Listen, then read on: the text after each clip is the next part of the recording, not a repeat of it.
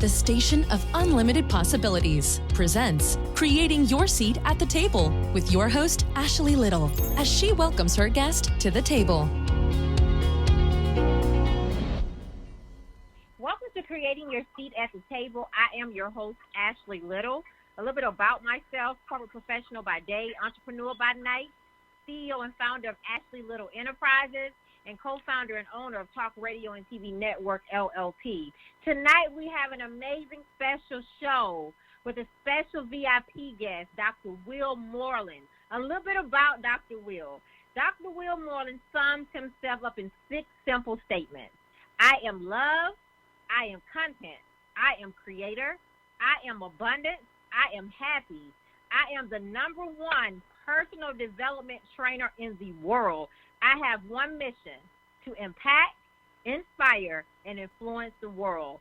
Welcome to the table, the amazing, legendary DrWill Moreland. You're too kind. Thank you so much. And first, let me just start by saying thank you for the space that you're creating for individuals like myself to be able to express ourselves and share just a little bit about what we've experienced in life. So thank you for having me. You are welcome, DrWill, and I know you're going to bless our listeners tonight. So would you please tell our listeners more about your entrepreneur journey? Certainly. So that journey is a long journey. It started actually when I was, 6 or 7 years old, growing up in Compton, California, to a single mother.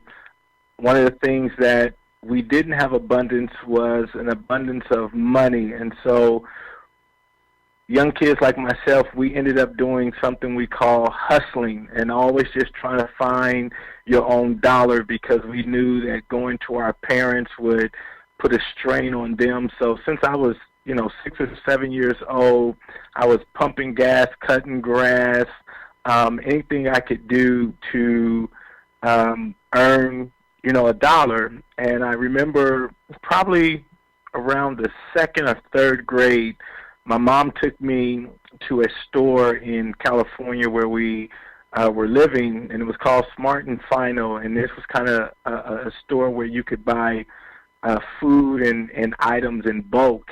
And she took me there, and I bought a box of blow pops, those Lucky Charm blow pops, and had the, sucker, the gum in the middle. And I remember buying it for maybe like $5, and 50 of those blow pops came into the box. And I remember taking it to school, and before, 2nd, 3rd period, I had sold out. But the iconic thing that really changed my life was when I got down to my last blow pop, I was selling them for like 50 cents, so I had already turned a profit. When I got down to the last one, these 2 kids started literally a bidding war for this last blow pop. And so even though I was selling it for 50 cents, I'll never forget, I ended up selling that one little blow pop for $2.75. Now, we didn't have, back in the early 80s, we didn't have the word entrepreneur, but I knew that moment, whatever it was that I was doing, selling something, that's what I wanted to do for the rest of my life. And so that's what I've been doing for the last 30 years in some type of form or fashion, selling things, hopefully better than a blow pop now, but selling things that help people empower themselves, whether it's coaching that I do, whether it's one of the books that I've written, whether it's keynoting, whatever it is. I hope it's a product that I'm delivering that's helping to impact, influence, and inspire the world. Amazing.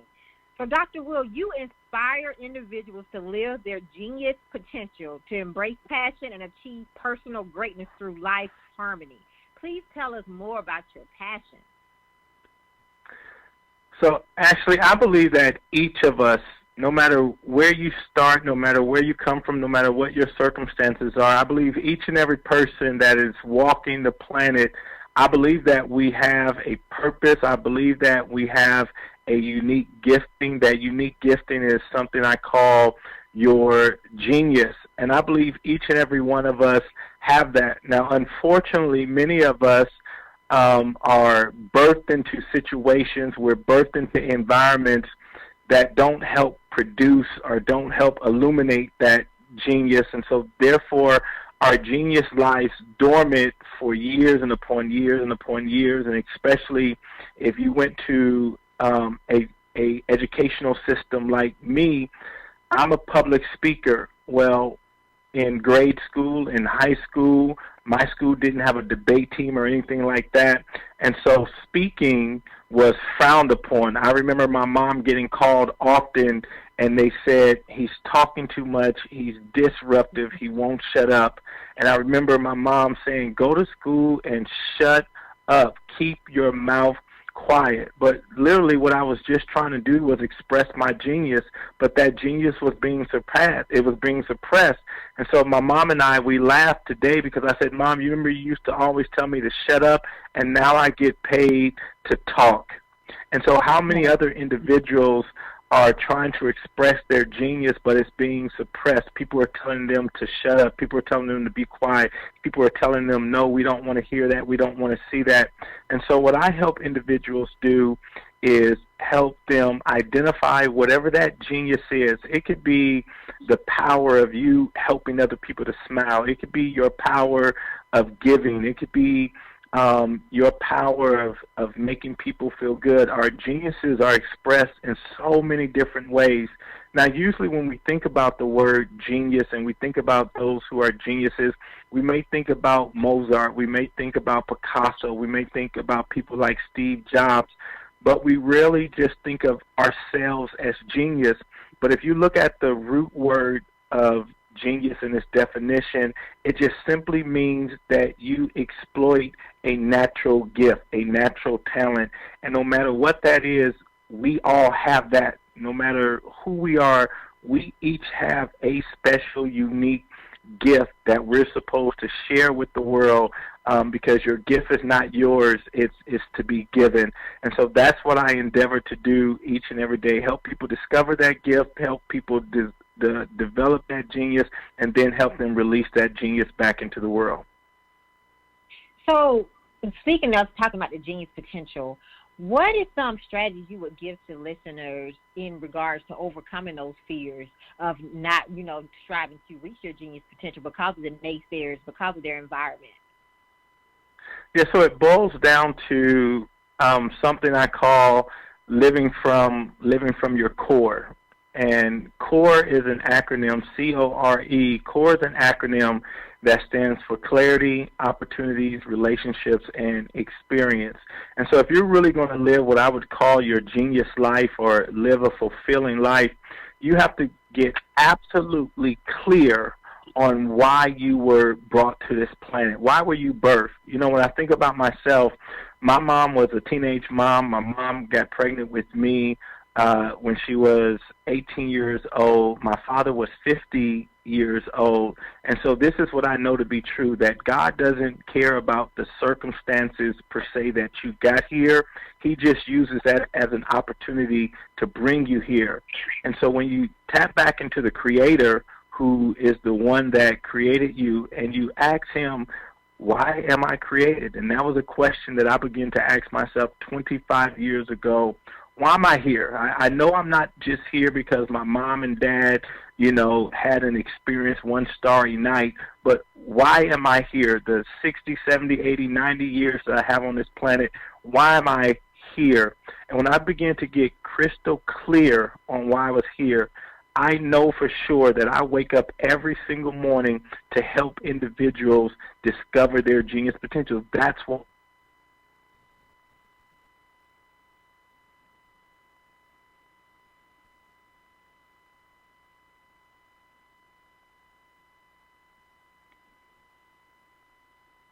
so much stronger in you. I grew up with a speech impediment. I was very shy. I was very timid. I used to get teased. And to be a public speaker today, no one would have ever thought that. I didn't even think that that's what I would be. But when I became crystal clear that I was to be a voice in this world, it began to propel me against any fear that I would have. So anybody listening to me, one of the reasons why you may hesitate in doing what you think you should be doing, you may not be crystal clear if that's what you should be doing. And when we're not crystal clear, that's when we lack confidence. That's when we lack courage. But the moment you get crystal clear, when you say, this is the reason why I was born, for this reason and this cause came I into this world, that's when you start passing through all those fears to start to become who the Creator designed you to be. Amazing. And when we're discovering our purpose and walking in our purpose, I'm glad that you're speaking about this. I think a lot of people get discouraged. Sometimes they don't have that support system, right? So what are your thoughts on that, Dr. Will? Well, really when we say support, what we're asking for is validation. And what you have to remember, and what I had to come to realize, is the same people that were asking for validation, when we're asking them for validation, at the time we're asking them for validation, we haven't provided enough evidence for them to believe us. So for me personally, I'm a ex-gangbanger, an ex-drug dealer. I didn't give anybody any proof that I was going to become who they see today. So when I did start saying, I'm going to be the #1 personal development trainer in the world, what they remember and what they saw was this ex-gangbanger and this ex-drug dealer. And they said, what are you talking about? It's the same thing, not to wax spiritual or religious or anything, but it's the same thing with Jesus. One day he's walking and he's the carpenter and he's the one fixing your house and he's the one laying down your carpet, and then the next day he shows up and says, oh, by the way, I'm the Messiah that you've been looking for. It does sound crazy.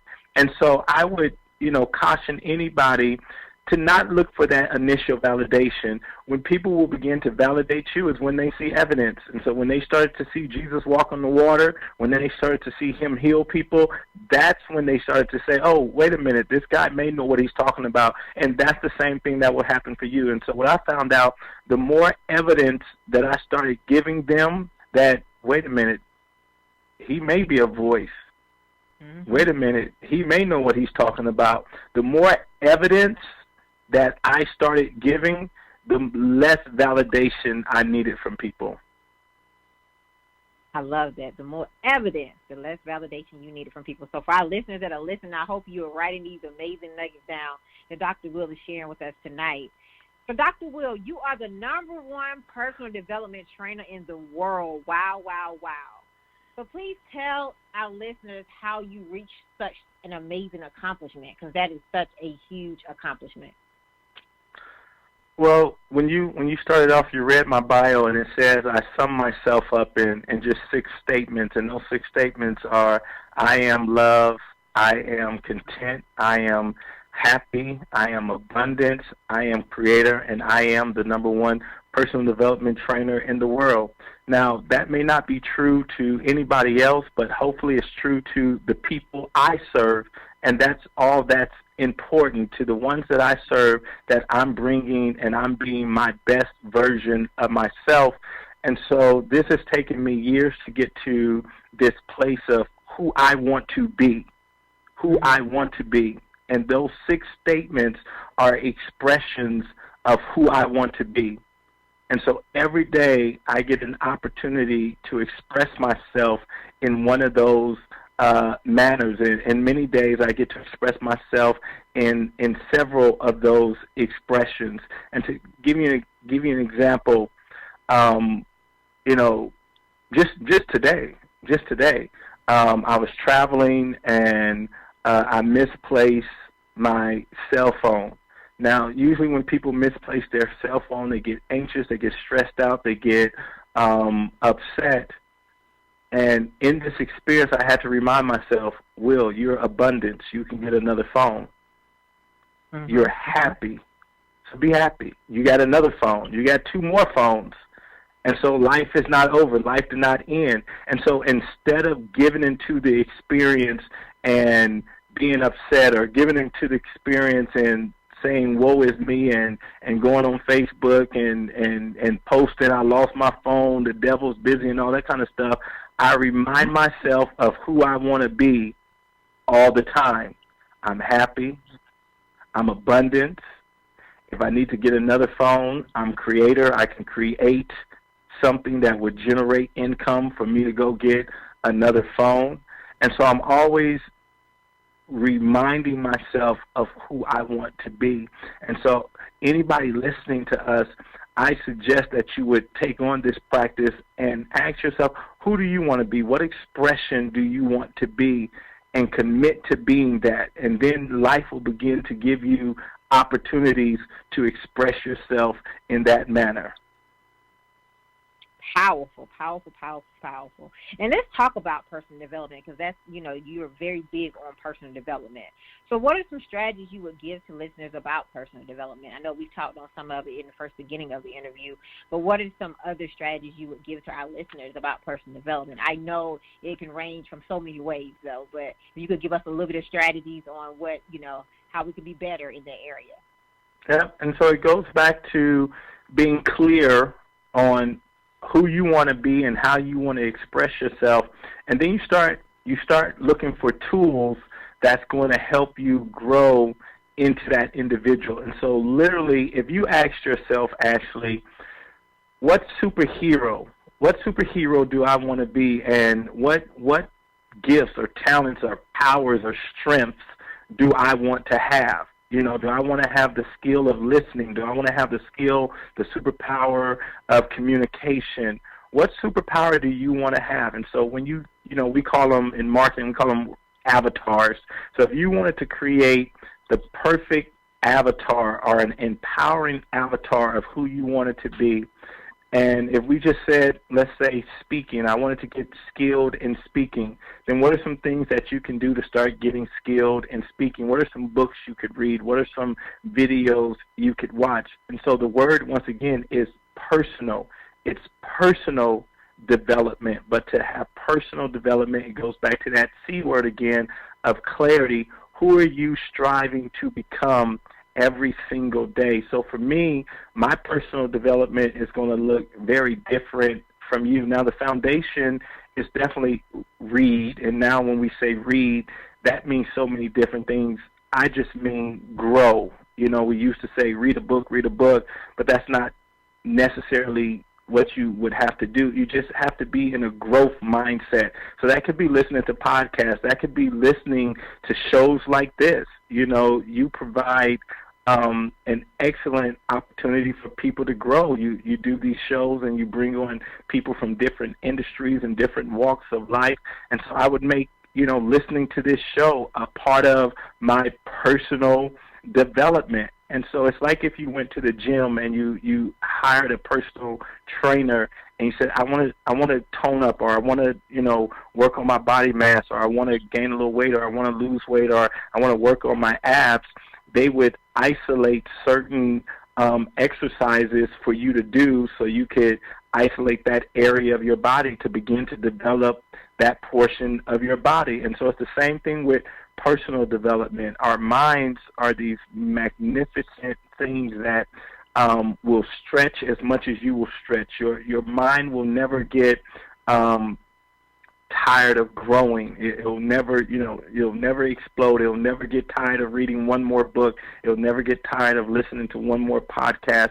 It'll never get tired of stretching. And so when I found that out years ago, even a kid coming from Compton, California, that most people would count it out, when I found out that you can't put a cap on learning, you can't put a cap on growing, and nobody can stop me. That's the key. When I realized how powerful personal development was, no one could say, Will, that's enough books. You can't read anymore. Will, you can't listen to any more podcasts. You can't listen to any more books on audio. When I realized that no one could stop me, like literally every single day, I challenge myself to learn something new, something fresh, something that will make me better. and no one can stop me from doing that.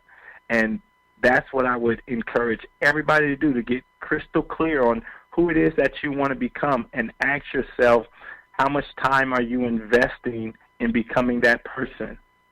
And if you begin to, I have this thing that I teach my clients, it's called MSID, M-S-I-D, making small investments daily. What are the small investments you're making every single day that's going to make you better?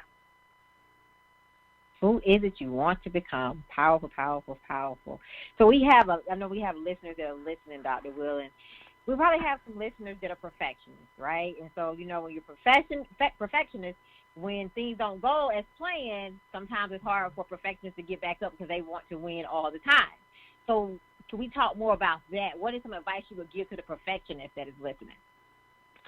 So to the perfectionist, the first thing they got to realize is perfection is an illusion. It doesn't exist. And so they have to retrain their mind, and they have to retrain themselves of what failure means and what making a mistake means.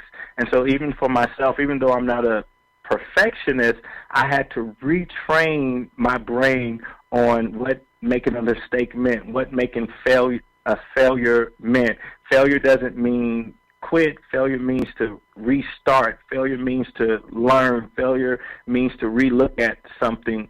If you think about the Secret Service, the individuals that protect the president, when they hear a gunshot, when most people are trained to duck, the Secret Service has been trained to stand straight up and start observing. So even though for the majority of people, when they hear a gunshot, their natural reaction is to duck, for the Secret Service, their natural reaction is to stand up and observe. And so that's the same thing you have to do with your mind. You have to retrain your mind about what failure means. For most people, it's quit, it's give up, it's maybe not meant for you to do, but the people that succeed in life and the ultra-successful people, they've learned to retrain their brain to say, oh, failure just means try again. You know, I'm sure certainly those that are listening to us have heard the story about Edison, who failed over 10,000 times in trying to bring the light bulb to fruition. He just says, I didn't fail 10,000 times. I just found 9,999 different ways of trying to achieve what I was trying to achieve. And so for those of you that find yourself starting, restopping, getting down on yourself, you have to train yourself to understand that failure and making a mistake is a part of the process. So when you understand that it's a part of the process, it's just a part of the process. And you got to keep telling yourself that failure is a part of success. It's not exclusive of success. It's a part of success. And so every time I fail, I literally get excited because I'm doing something that's going to eventually make me successful. It's a part of it. It's like when you start to work out, pain is a part of working out. It's not a negative. It's a part of working out. And when you can understand that, that's what makes you go back to the gym. See, most people, if they start working out and they get a pain, oh, you know what, I must not, no, I'm not going to work out no more of this. It hurts. But a trainer will tell you, no, that's good. Pain is good. In this instance, pain is good. You know, if anybody here lifts weights, they have this term called muscle failure. In lifting weights, muscle failure is good. It's because that means the muscles are expanding, the muscles are growing. You're getting ready to go to the next level when you reach muscle failure. So in that instance, failure is good, and it's the same way for success. Failure is literally good. Retrain the mind. Failure is a part of the process, and you're getting ready to go to the next level. That is so powerful just by itself, because a lot of people some people want to, pass the process, right? But they want the accomplishment. So what are your thoughts on that, Dr. Will? Because a lot of people, they don't want to go through the process. They hate the process. That's not their favorite part, which is not a lot of people's favorite part, but we have to learn to embrace it. Yeah, you're absolutely right. And this is why, when we talk about individuals that really what we would consider in life uber successful or individuals that are high achievers. That's why that number is really low. And we talk about the 1% or the 10%. It is. It's. You know, I remember back in high school when I played sports, and I remember the school would announce we're having tryouts for football. And I remember, like, literally, you know, 100, 200 kids would come out for the football team. And I remember talking to everybody, and it seemed like everybody I talked to played my position. And so in my mind, I was like, oh, my God, everybody plays the position that I want. How am I ever going to make the team, number one, because we're going from 200 to 60 individuals. So how am I even going to make the team? And then the coach did this. He said, all right, today we're going to run. The next day, all right, we're going to run. The next day, all right, we're going to run. The next day, all right, we're just going to run. And then around that fourth or fifth day, you started hearing murmurings. I ain't come to run. I came to play. I'm the best wide receiver in the state. I'm the best this. I'm the best that. I'm the number one this. I'm the number one that. The next day, run. And what started to happen actually is around day number 7, day number 10, I would see people, and I say, hey, I didn't see you at practice yesterday. You coming back out? Man, no, man, all he wants you to do is run. And that's the same thing in life. I see millions of people say, I want to do this, I want to do that, I want to be a speaker, I want to be a coach, I want to be a real estate agent, I want to be this or that or that. But the process starts to eliminate them. And so it's not, you know, there's a Bible verse that says the race is not given to the swift, the race is not given to the strong, but it's to the one who endures and to the end. And that certainly, there's a million people that are more articulate than me, a lot smarter than me, could really be crushing the game, but the process got them.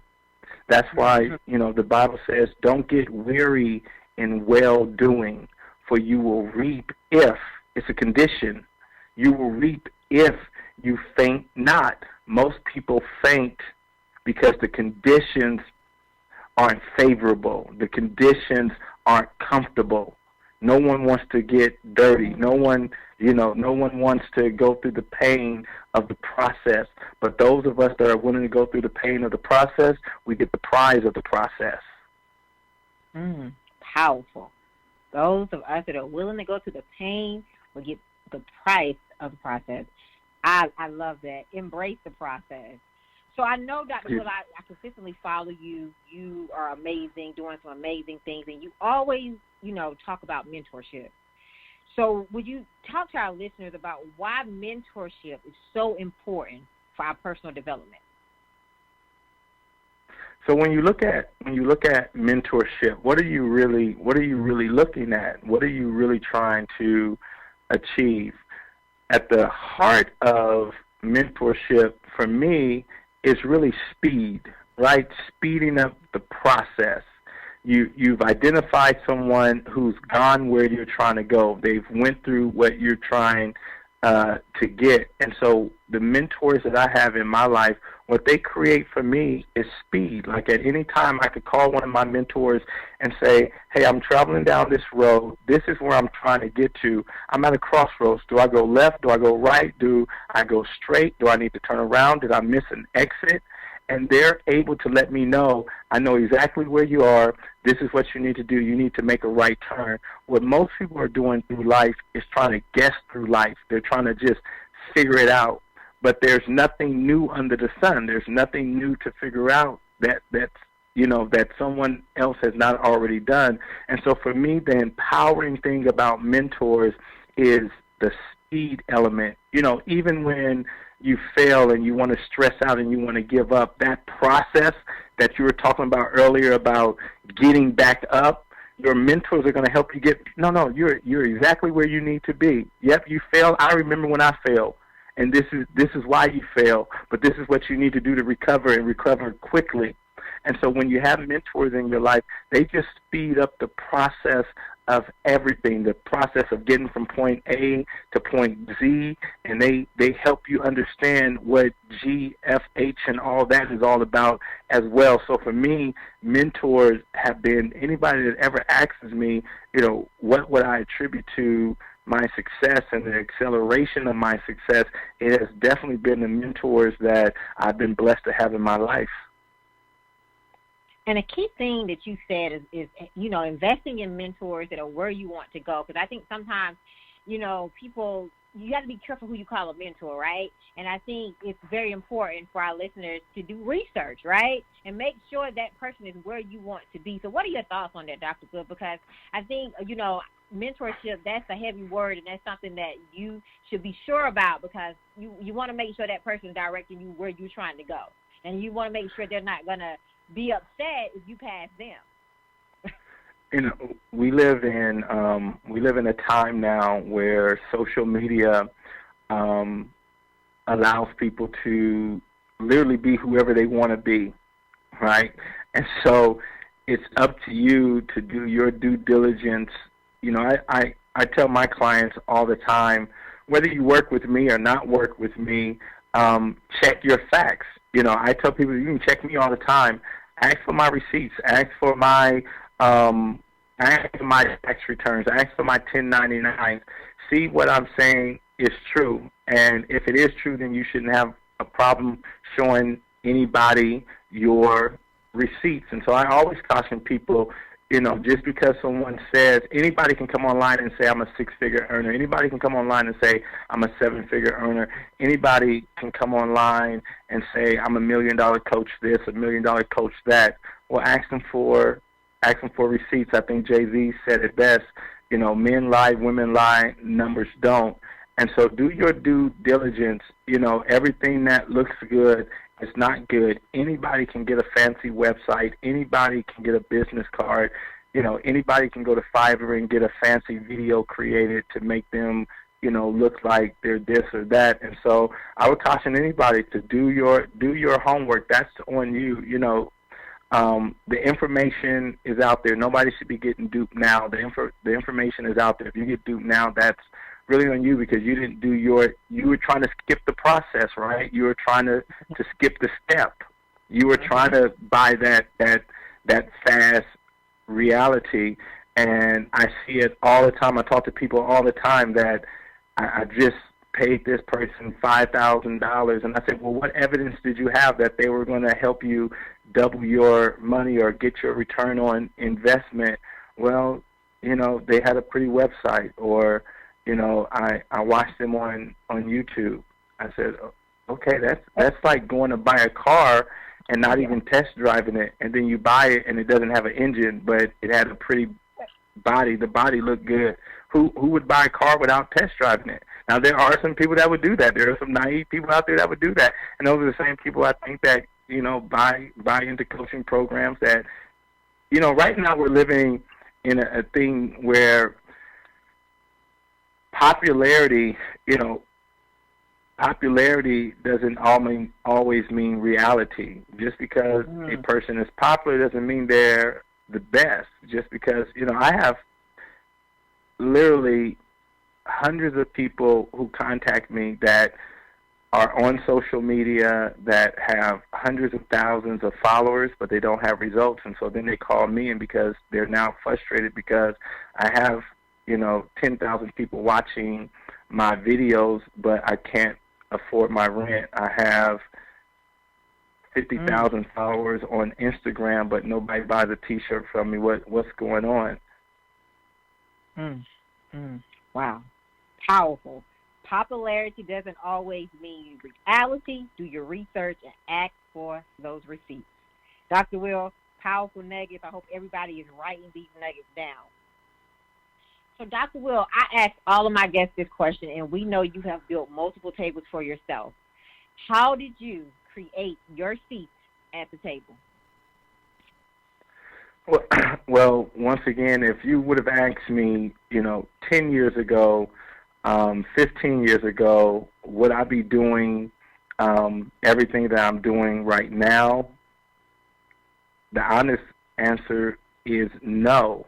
The honest answer is no. What has happened is over the years, and I really want your audience to listen to this. Like what you're doing today is going to look very different 10 years from now. So don't worry about that. When I talk about clarity, I'm not saying that you have to have it all figured out. What I am saying is you just need to have that next step figured out. What is the next confident step you're going to take? And so if you would have asked me, 15 years ago, DrWill, are you going to write 50 books? I would have been like, no way I'm going to write 50 books. That's crazy. Why? No, I'm not going to write 50 books. But here I am, the author of 50 books. But how did that happen? It just was a natural progression of me wanting to share certain elements of my life and certain elements of the journey that I've been on. And I said, well, if this information can help somebody, what is the best version I could share this with them?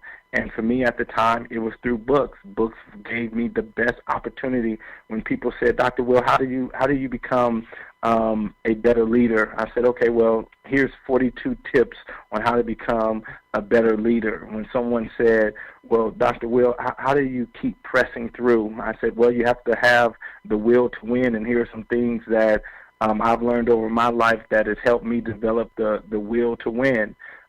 Someone said, well, Dr. Will, how did you last in marriage for over 20 years?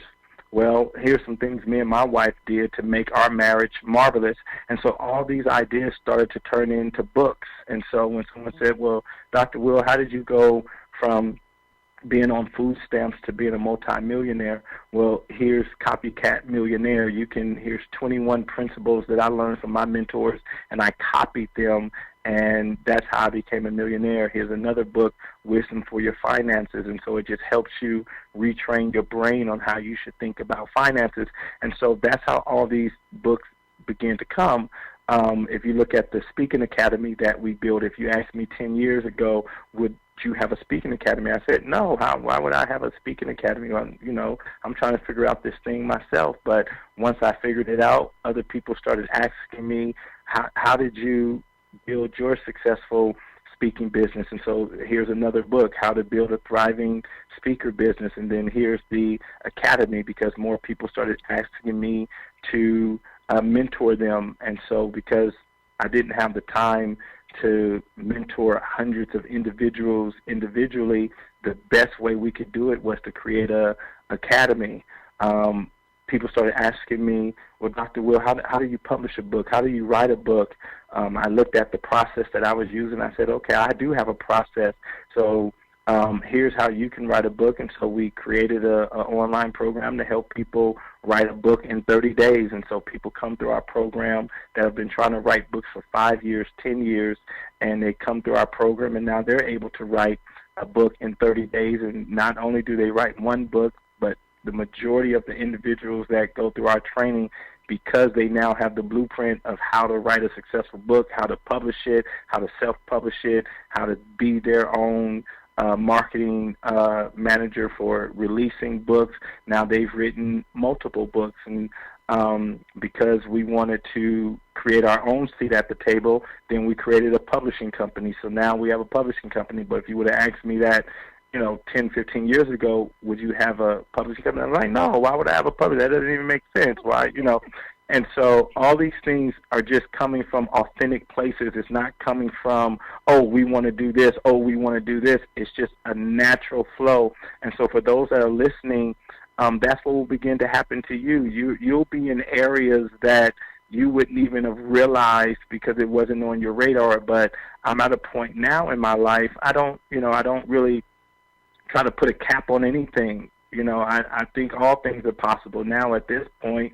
And so if you ask me 10 years from now, like if you say, well, what do you see yourself doing, 3 to 5 years from now, all I can say is I just see myself continuously to be authentically me and those 6 I ams. I am love, I am content, I am happy, I'm abundance, I am creator, I'm the #1 personal development trainer in the world.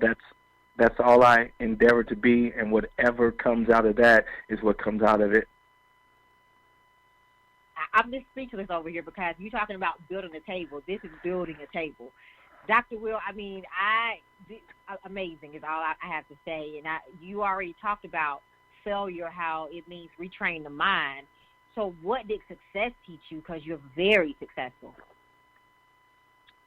It taught me a couple of things. Number one, it taught me that it's possible. Once again, if you look back at my life, being raised by a single mother in a place that they call the absolute worst city in America. Now, I want you to think about that. It's 50 states in America. If you give each of them 100 cities, that's 50,000 cities. And they said absolutely Compton is the worst city in America. You wouldn't probably bet on that kid growing up to have a doctorate, that kid growing up to write 50 books and you know, travel all around the world. For the first 20 years of my life, I didn't go 20 miles past Compton, California.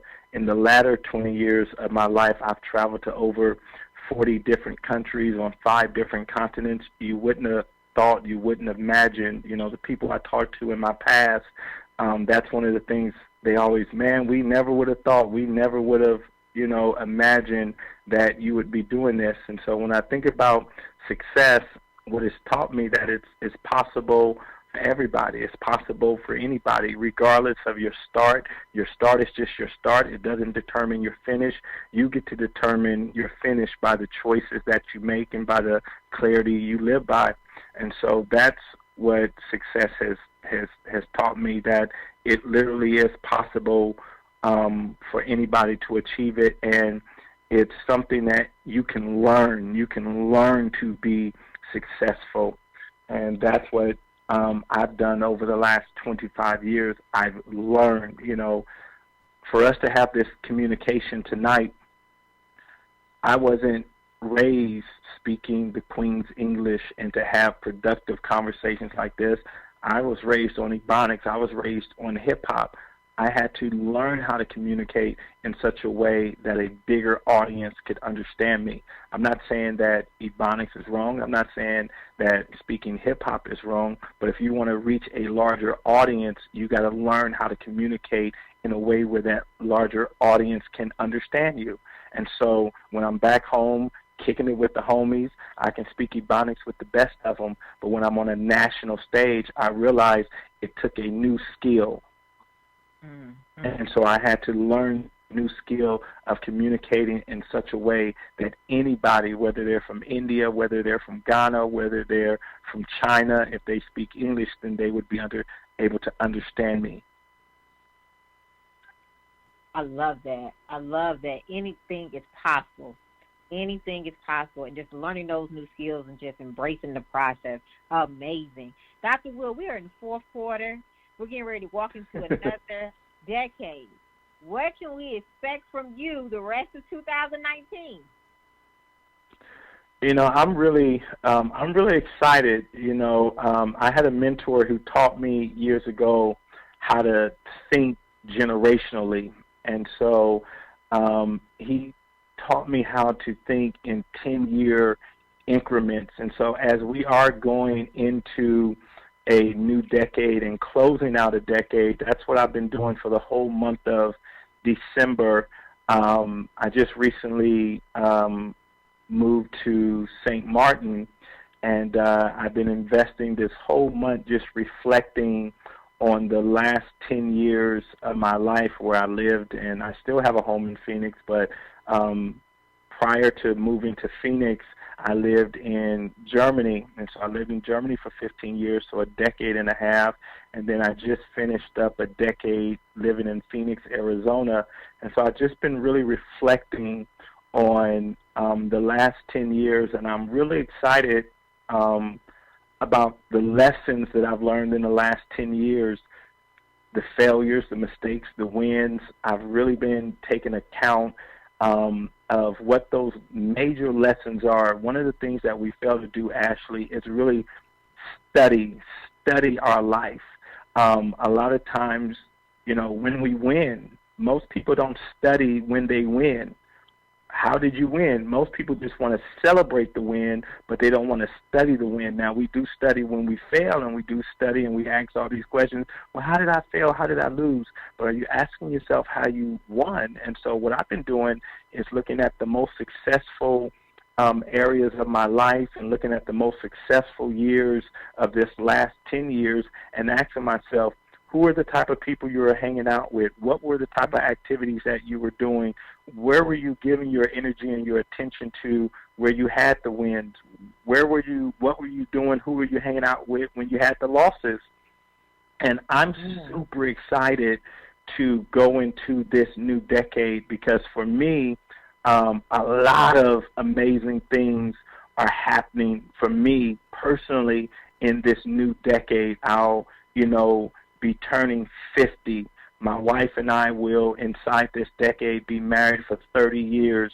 My daughter, who is now 17, I imagine that within this next decade, she may get married and I may become a grandfather. My son, who is 9, will be graduating high school and starting his first year of college or whatever he decides to do. So this is, for me personally, a huge decade that we're walking into, and I'm super excited as it relates to business. Once again, I don't know, I don't know what this will look like. I know I'm still going to be coaching. I know I'm still going to be helping speakers create their platforms. But if you would have asked me, once again, 10 years ago, hey, in this decade, are you going to start a speakers academy? Are you going to start a publishing company? Are you going to build a real estate business? If you would have asked me if I would have had the 6 businesses that I have now, I would have said no way. And so I don't know. I'm excited to see how it unfolds. I don't know what businesses I will have that we're going to add.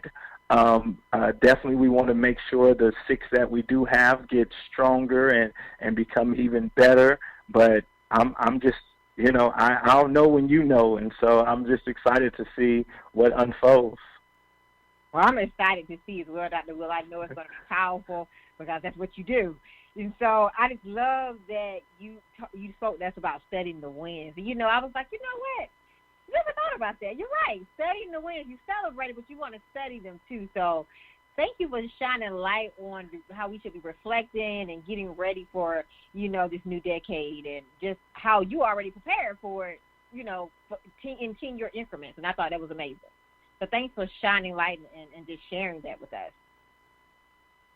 Well, I thank you once again for giving me an opportunity. This is a part of my passion to just be able to share with people and hopefully something I say makes their journey a little bit easier, a little bit brighter, and a little bit more clearer. So I get just as excited as sharing, and I love to, go back and listen to when I'm on interviews and learn even from, my own self and see what I said. Sometimes, I don't even know what I'm going to say. And so I get super excited as well. And so once again, thank you so much for creating this platform. You are welcome, sir. And will you please tell our listeners how they can connect with you and follow you on all social media platforms? Yeah, so I'm on pretty much all the major social media platforms. Handle is at DrWill Speaks, DrWill Speaks, at DrWill Speaks on Twitter, on Instagram, on Snapchat, on LinkedIn. It's Dr. Will Moreland. On Facebook, it's Dr. Will Moreland, and we also have a Facebook page, Dr. Will Speaks. So any of those platforms, if you just type my name in, Dr. Will Moreland, I should come up. So please follow Dr. Will. He's definitely somebody you need to know and connect with. Definitely make sure you connect with Dr. Will. So Dr. Will, I would like to thank you again for taking the time out of your very, very busy schedule. I was very persistent and consistent with making sure I got you on the show this year, and I succeeded. So I'm so thankful to have you at the table. It's been a powerful interview, and I can't wait to invite you back. Well, thank you so much once again, and definitely you were persistent, and I thank you for that as well. and I'm glad we were able to connect. Yes, sir, and I look forward to connecting with you and working with you in the future. Likewise. Thank you so much. You're welcome.